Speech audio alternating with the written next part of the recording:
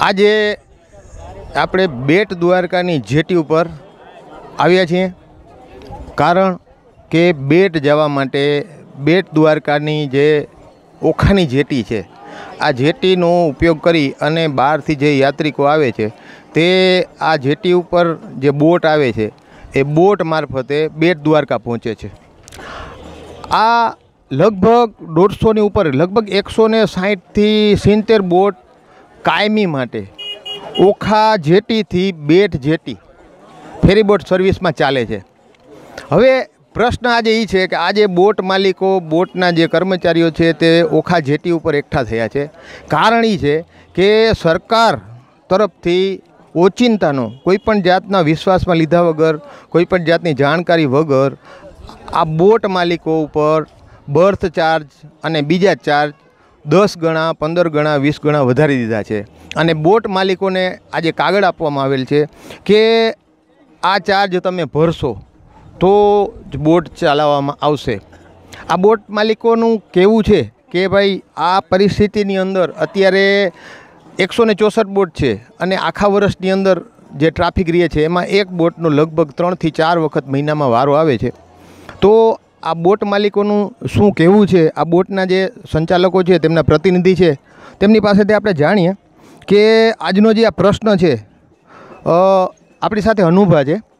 અનુભા, આપ જણાવો કે આજે બોટ માલિકો બધા એકઠા થયા છે તો આપનો જે અત્યારનો જે પ્રશ્ન છે તો શું પ્રશ્ન છે? અમારો પ્રશ્ન એવો છે કે અત્યારે અમારી ઉપર જે કમરતોડ ખૂટા ભાડું અને લાઇસન્સ વધારો કરવામાં આવ્યો છે એ અયોગ્ય છે।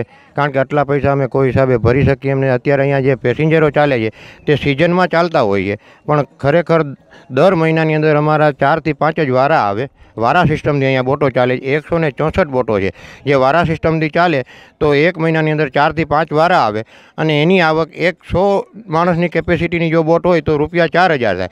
એની અંદર અમારે માણસોના પગાર, ડીઝલ આ બધું ચૂકવતા બોટ માલિકને તો ₹1000 જેવું જ બચે। તો મહિનાની એની આવક 5 થી 6000 રૂપિયાની થઈ 100ની કેપેસિટીવાળી બોટની। તો આટલો બધો જો કર વધારો હોય તો અમે કેવી રીતે ચૂકવી શકીએ? અમારે ના છૂટકે બોટો બંધ કરવાનો વારો આવશે। જો આ કર અત્યારે સરકારે અમને વિશ્વાસમાં લઈને કીધું છે કે આ તહેવાર છે, તમે ચાલુ રાખો બોટો, અમે બોટો સેવા કરવા માટે ચાલુ રાખવા તૈયાર છીએ, પણ આ કર અમે કોઈ હિસાબે ચૂકવી શકીએ તેમ નથી। અત્યારે અમારો રોજીરોટીનો પ્રશ્ન છે અને આ જો સરકાર આ જ કર રાખશે તો ના છૂટકે ઓટોમેટિક બધી બોટો બંધ થઈ જાય। કારણ કે આ કોઈને ભરવા પોસાય એવા જ નથી। સરકારે અમને વિશ્વાસમાં નથી લીધા અને ખૂટા ભાડું એકદમ વધારી દીધું। તો આ વધારા સામે અમારો વિરોધ છે અને ગરીબ માણસો મરી જશે, ધંધા વગરના થઈ જશે। આ ધંધા ઉપર ઓછામાં ઓછા 200 કુટુંબનું ભરણ પોષણ છે, એ બધાય રોજીરોટી વગરના થઈ જશે। અને બેટ દ્વારકામાં એવો કોઈ રોજીરોટીનું સાધન નથી કે ક્યાંય બીજે જઈ શકે।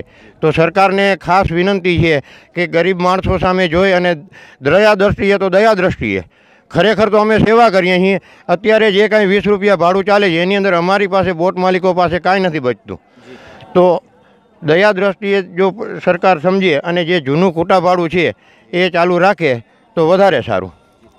તો આ આપણી સાથે હતા અનુભા, જેમનું કહેવું છે કે આ જે કરબોજ છે, જે ખૂટા ભાડું કે બર્થ ચાર્જ જે કહેવામાં આવે છે તે એક સાથે 10 ગણું 15 ગણું વધારી દેવામાં આવ્યું છે। જે 164 બોટના જે માલિકો છે તે એક તો અત્યારે જે પેસેન્જરો આવે છે તે મહિનાની અંદર 3 થી 4 વખત કે 5 વખત વારો આવે છે।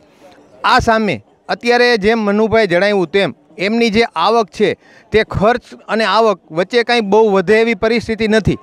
તો આ પરિસ્થિતિની અંદર જો સરકાર તરફથી ગુજરાત મેરીટાઈમ બોર્ડ અથવા જે પણ એજન્સીએ આ વધારાનો ચાર્જ બોટ માલિકો પર નાખ્યો છે, જો તેમાં કોઈ ફેરફાર કરવામાં નહીં આવે અને બોટ માલિકોને વિશ્વાસમાં લેવામાં નહીં આવે તો જે બેટ દ્વારકા જે દરરોજના હજારોની સંખ્યામાં જે યાત્રિકો બહારથી આવે છે તે બેટ જવા માટે તેમના માટે મુશ્કેલી એટલા માટે ઊભી થશે કે આ બોટ માલિકો આ વધારાના ભાવ ચાર્જમાં કોઈપણ રીતે બોટ ચલાવી શકે એવી પરિસ્થિતિ નથી, તેવું આ બોટ માલિકોનું જણાવવાનું છે।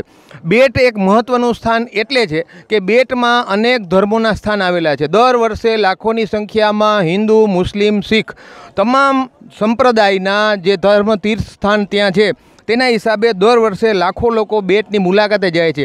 ત્યારે આ બોટ જે માલિકો છે તેમને અત્યારે જે પ્રશ્ન ઉપસ્થિત થયો છે જો આ પ્રશ્ન સરકારશ્રી અથવા જે પણ એજન્સીઓ છે તેનો યોગ્ય નિકાલ કરવામાં ન આવે તો ભવિષ્યમાં પરિસ્થિતિ વિચલિત થાય એવી અત્યારે એવો માહોલ દેખાઈ રહ્યો છે. દ્વારકા ટુડેથી હું બુધાભા પાટી, વિશાલ પીઠિયા સાથે બેટ દ્વારકા.